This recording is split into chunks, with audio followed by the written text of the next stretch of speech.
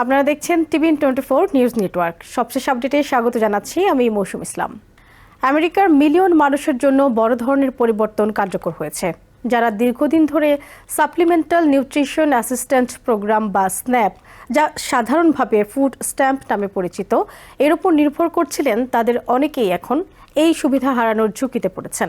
নতুন নিয়ম কার্যকর হওয়ায় বিশেষ করে নিম্ন আয়ের পরিবার, বেকার মানুষ এবং অনিশ্চিত আয়ের উপর নির্ভরশীলদের মধ্যে উদ্বেগ বেড়েছে। সবচেয়ে বেশি প্রভাব পড়তে শুরু করেছে ইলিনয় স্টেটে। স্টেট কর্মকর্তাদের হিসাব অনুযায়ী আজ থেকেই প্রায় 150,000 মানুষ তাদের স্ন্যাপ সুবিধা হারাতে পারেন।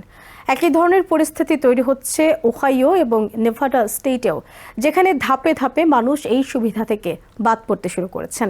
এই পরিবর্তনের পেছনে রয়েছে গত বছর জুলাইয়ে পাশ হওয়া একটি বড় আইন, যার মাধ্যমে স্ন্যাপ কর্মসূচিতে নতুন করে কঠোর কর্মঘণ্টা সংক্রান্ত শর্ত আরোপ করা হয়েছে। নতুন নিয়ম অনুযায়ী যেসব প্রাপ্তবয়স্কদের বয়স 18 থেকে 64 বছরের মধ্যে এবং যাদের ছোট সন্তান নেই, তাদের প্রতি মাসে কমপক্ষে 80 ঘন্টা কাজ, স্বেচ্ছাসেবা বা প্রশিক্ষণে অংশগ্রহণ করতে হবে। আগে এই শর্ত অনেক ক্ষেত্রে শিথিল ছিল, বিশেষ করে ভেটেরান এবং গৃহহীনদের জন্য। এখন সেই ছাড় তুলে নেওয়া হয়েছে। নীতি নির্ধারকদের মতে এই পরিবর্তনের লক্ষ্য হলো মানুষকে কর্মসংস্থানের দিকে উৎসাহিত করা এবং সরকারি সহায়তার উপর নির্ভরশীলতা কমানো। তাদের দাবি, এতে কর্মবাজারে অংশগ্রহণ বাড়বে এবং দীর্ঘমেয়াদে অর্থনীতিতে ইতিবাচক প্রভাব পড়বে।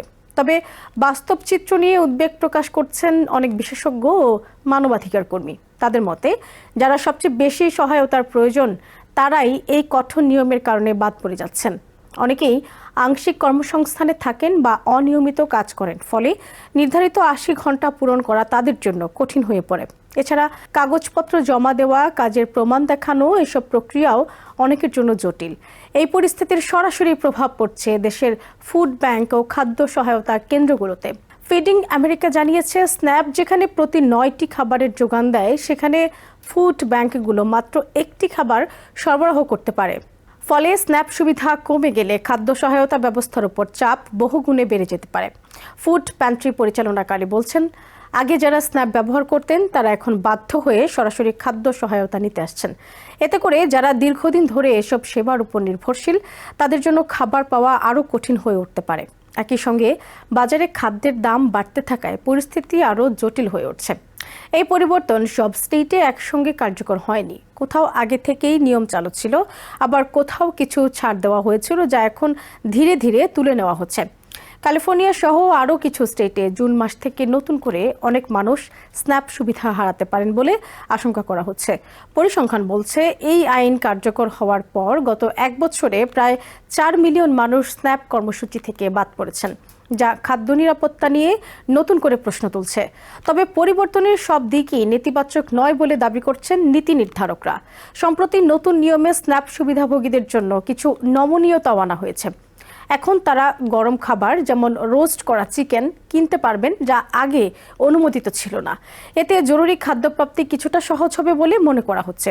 অন্যদিকে কিছু স্টেটে চিনিযুক্ত পানীয় ও অতিরিক্ত মিষ্টি খাবার স্ন্যাপ দিয়ে কেনার উপর সীমাবদ্ধতা আরোপের উদ্যোগ নেওয়া হয়েছে। এর মাধ্যমে স্বাস্থ্যকর খাদ্যাভ্যাসে উৎসাহ দেওয়ার চেষ্টা করা হচ্ছে।